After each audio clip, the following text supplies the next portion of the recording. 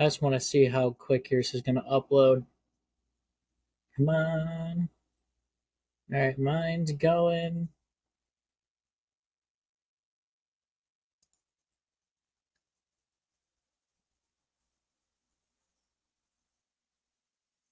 Waiting for yours to go. Oh, wow.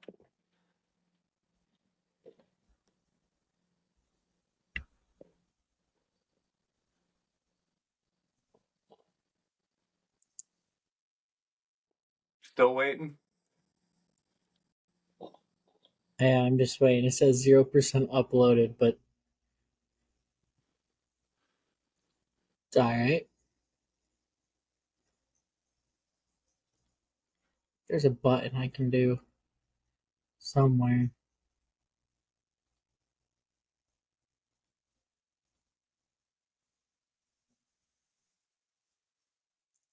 Okay, well, we can just start, see what happens. Um, this usually just kind of takes care of itself. I don't know how your guys' upload speeds are, but Should be decent, but oh, you guys are coming in. All right, so I'm gonna play this intro. This is new. Then I'll read through all my sponsors, and then we'll get to talking to y'all. perfect. So, all right.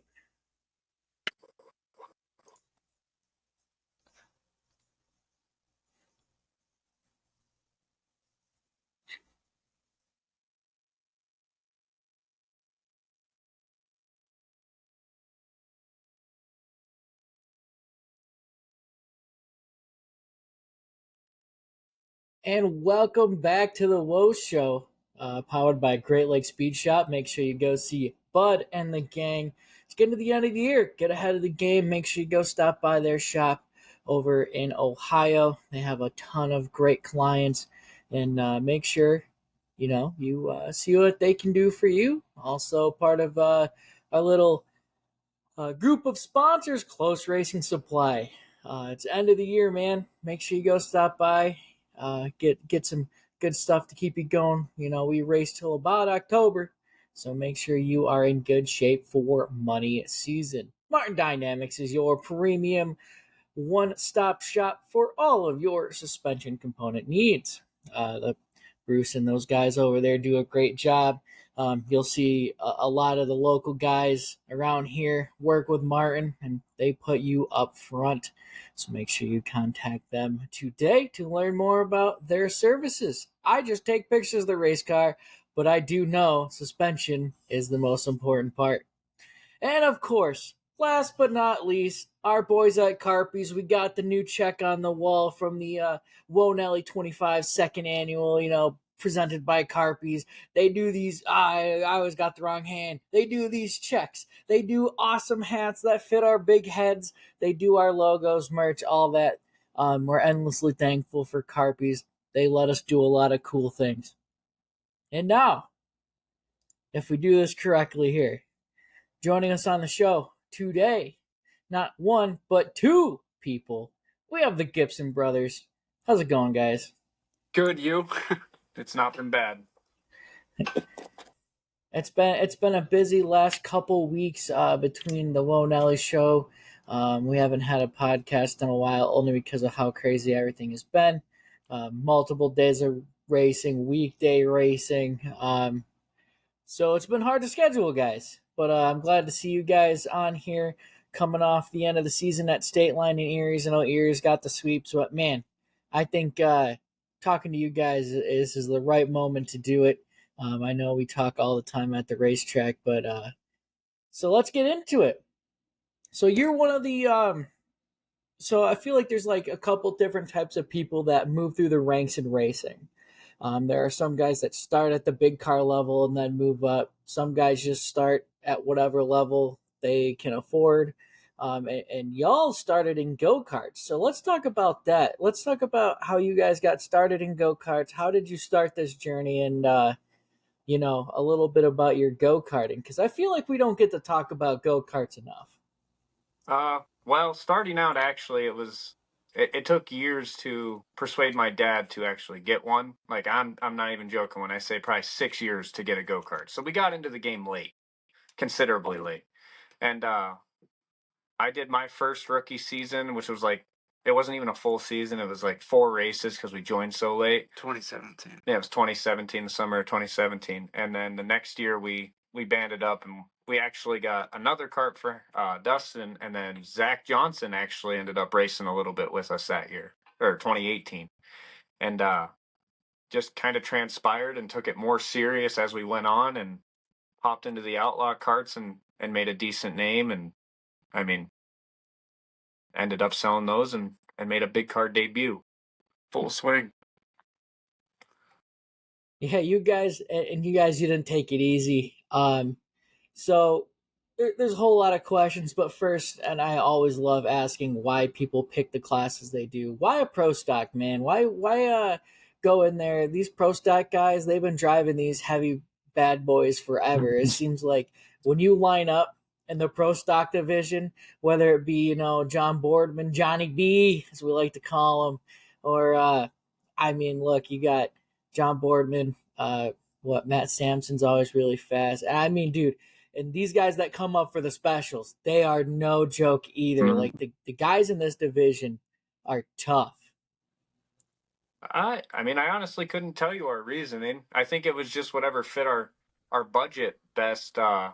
This car that we drive now popped up online in Corey, and the guy wanted 10 grand for it, so we did some him hawing, asked David if it was worth to go, and Traded a side by side for it. yeah, that was an expensive side by side. But I mean, once we made the deal and everything, I think no matter what it was, whatever car it was, we were going to trade the side by side for it. pretty much at that Then it happened to be a street stock, so pretty much. that's how we got started.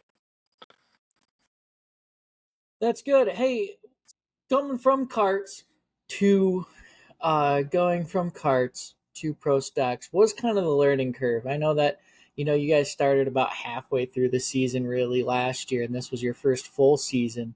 And I mean, you guys came on strong. It felt like you guys went from that base entry level and just this year rocket to the moon. How did you guys turn it around so quick? And what are kind of the differences and similarities of going from carts, whether it be the Outlaws or the flat carts?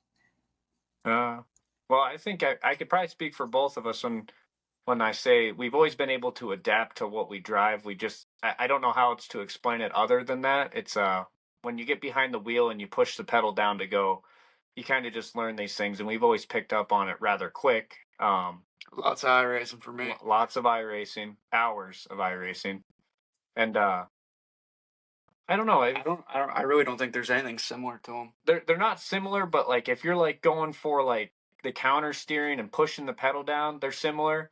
But like having the weight transfer that you have on a big car, And a big car is it's 10 feet longer than yeah, a go-kart. it's so much longer than a go kart. I mean, you're working with so much more real estate. So I mean, it was harder, but at the same time, like if you can adapt to it as a good driver, I think it's possible. You can see it. We can do it.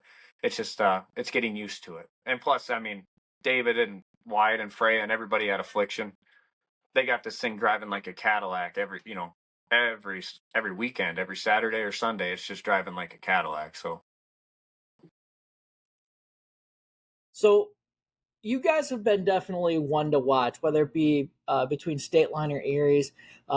When your guys' car unloads, it went from it turned, like I said, it turned around really quick, and it was very noticeable how quick you guys started to be able to hanging with the big dogs. Dean, you're breaking our hearts at Eriez every once in a while. Last lap, it seems those guys still got a couple tricks up their sleeve to get you. With that, you got, usually a lot of times people are like, yeah, you get your first heat race win in like 3 years, and you guys are out here winning like year 1.5. So I guess what you talk about David and Affliction, your support system. What's some of the best either advice or things they've been able to help you with through the season? Don't spin your tires. Yeah, definitely don't spin your I tires. feel like that's the biggest thing David's ever told us was don't spin your tires. A lot of these guys have that bigger motor and like that. If I hold it to the floor long enough, it's going to go mindset. And that's, I mean, if anything that, well, if there was anything that David had ever instilled in us, it was don't spin your tires and don't drive. Pretty much stupid. Yeah, don't drive stupid. Just go out and race the thing and it'll take care of itself. Ultimately. Mainly that. I preach don't How'd you spin guys tires pick? all the time to you. Go ahead. How'd you guys pick your number for your car? Ooh. Actually, I did give this one a little bit of thought the other day, but when we raced go-karts, he was a Dave Hess fanboy, believe it or not. Don't let him fool you. This guy's a diehard Dave Hess fanboy. And David's probably watching this and not Hess. yeah, well, and he put his cart number was 44 and then he put an X on it. And then I was like, all right, whatever. And he ended up putting an X on my cart, my Outlaw cart. And so it was like, we ran with the X for a while, a little bit. And I guess when it ultimately, came down to the decision, the X looked sweet. It kind of, it had both of us in it, but the one really looked like it's just. I was thinking about the other day, we should have went with X2. Yeah, that would have made more sense. There's two of us driving. But the one it just looks nice. It sounds nice. Rolls off the tongue nice. I mean, I don't think there was true proper thought in yeah, the number. there wasn't ever really true proper thought. It's like, let's just do this and like hope it works. So it's getting to the end of the season around here. And I know you guys are probably going to be heading up to sweeps at Eriez, but with State Line being done, you guys got anything past the Eriez sweeps weekend looking out for? Maybe start venturing out of our area to see if you can get a couple more races, or just getting prepared for next year?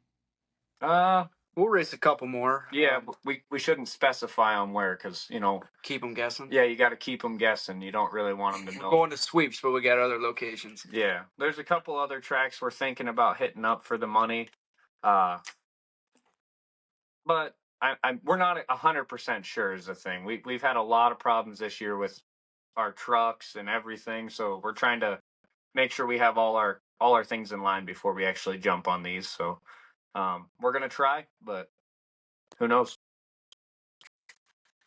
So you guys touched on, well, you called him out saying he is a Dave Hess fanboy.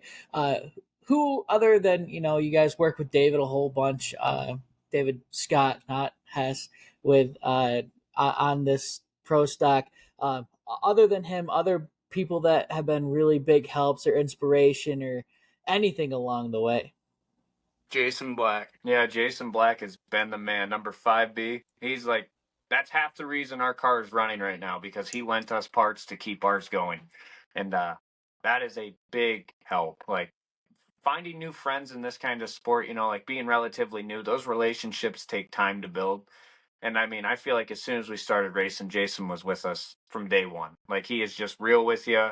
He's super nice. He's super considerate, but he's not afraid to race you super hard for a win, which is awesome. He won't wreck you, but he'll race you for it, and that's what we like about it.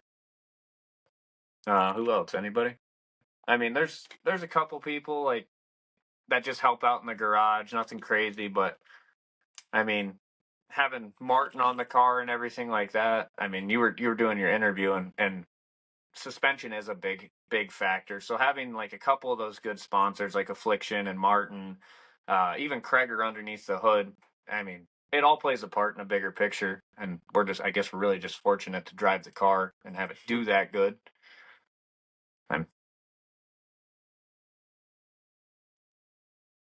So, looking forward to next year. I know we've talked a little bit about it. What do you think are the hopes and dreams for the future of the Gibson Brothers racing team organization, if you will, whatever you guys want to tag at the end of it? What do you guys think would be the angle here for you two? I think at least get another street stock, get us both racing. I don't know about another class right this soon. Kind of just, as time goes, we'll figure that out. But I think for next year, we'll just try to get another race car and go race. Bigger and better, hopefully. Bigger and better race car. Ours is pretty good. We can't So really get having two, Yeah. having two of you guys out there, I mean, racing brother against brother, you probably did it a bunch during karts. What is that kind of experience like? Because not everybody gets to race against their family, whether it be good or bad. Because I'm sure there's been nights where you come back home, you're like, "Don't even look at me." Yeah, he's cost me a race win before, and I flipped over that night. Yeah. That's not really. It was a racing deal. I don't cut him no slack. He don't cut me no slack. He put me in the wall. He put me in the wall for the lead. Nah, I mean maybe it was a long time ago. I drove back up through the field and I rolled that thing. I think ultimately it's. Oh boy. Oh, and I got another one. The outlaw curse. No. We're starting side by side on the front row, and he goes into one and absolutely dumps me. He just chops me down and cuts my nose, and that was one time. But it was all my fault, though. Ask him. Besides the point is that there wouldn't be. I mean, racing in a big car, there's a little more respect. We have a little more experience under our belt. We're gonna race each other harder than probably anybody we would on the track or anybody on the track. But at the end of the night, I think it's just coming home safe and reviewing our nights and being happy we're able to do it. I mean, truthfully, it don't happen for a lot of people. So for a couple of guys from Garland, that's just, that'd be awesome. Of course. I just think it's super cool what you guys got going here, how much progress you guys made in your guys' program. Racing is never really that kind of people. I always like to say it's like this. It's one of the hardest sports, not just physically, because there are some nights you're gonna get out whether you're wrecked or some other things that make you a little sore, but the mental aspect of it, man, how do we just get faster? It always seems when you start rolling downhill, you just can't stop it. But your guys' trajectory here, I mean, it like I said at the beginning, and it is absolutely insane to see how quick you guys have put this together against some of the best competition in the pro stocks. In this division, I believe we have some guys that could really go anywhere that they run pro stocks, and I mean it's been proven a lot of our guys can go a lot of places and run up with their big dogs too. So it's what you guys have done here is nothing short of amazing, and a store to definitely keep your eye on for all those guys listening at home. And make sure you cheer on the Gibson Brothers. Hey, before we wrap this up, make sure you promote your race party and make sure you tell me, all your sponsors and everybody that makes it happen. All right. Well, our race party is at Broken Straw Valley Winery on October 19th. Starts at 4 p.m., I believe. Be there or be square. I mean, all your support is it helps go a long way. Well, I can list a couple. You can list a couple. Start swinging. But I gotta thank Affliction Race Cars by Slow Ride, Krager Race Engines, Experience Painter LLC, Cam's Log and Supply, Spray Foam Options, Grandson's Firewood, CNC Tree Service, Bear Arms Armory. Oh, the most important one, actually. One of them. Yeah, one of the most important ones. There's a bunch of guys in between. Hostetter Logging. There's just a bunch of guys on this race car that make it, go around the track. So regardless, they, Thankful for all of them. Yeah, definitely thankful for all of them. All right. I can't wait to see when or if you guys pop up after sweeps. That's always my favorite part is when we kind of wrap up our season to see where's everybody going to go. It always happens. I always like to tell the story of Tanner Ramsey when he just like randomly unloaded at Lernerville, and we're just like, what are you guys doing here? And he won his B main that night, and then obviously the absolute tear he went on the following couple years, which was I felt like that was the start of something. But all right, guys, I appreciate you guys' time. Make sure you guys all you guys listening at home, support our sponsors. Make sure you follow the Gibson Brothers Racing through their journey. I would like to use this platform to make sure we highlight, not I like to say highlight racing in our area in general, but these guys have been coming on strong, and it's coming. Do you guys have your celebrations picked out yet? You guys have your interviews memorized? Definitely not. Not a thing that, I think we both kind of focus on just getting to the point of a win, and then when it hits, it's It's a like, good problem to have. yeah, that's a really good problem to have, is when you come up speechless in victory lane. So hoping one of these times. I always